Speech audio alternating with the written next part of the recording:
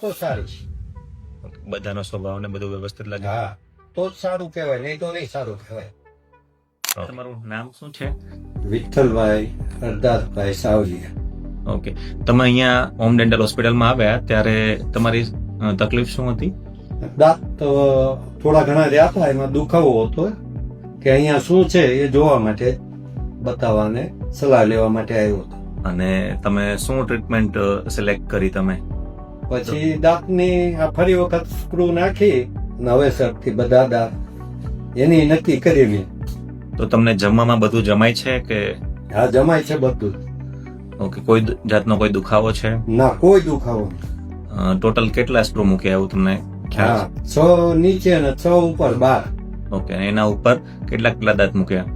એના ઉપર 28 દાંત મૂક્યા. તમારો અનુભવ કેવો છે આ સારવાર દરમિયાન? સારવાર તો સારી. બધાનો સ્વભાવ ને બધું વ્યવસ્થિત લાગે? હા, તો જ સારું કહેવાય, નહીં તો નહીં સારું કહેવાય. ઓકે, તો રાજી છો દાદા? સારવારથી રાજી? હા, સરસ.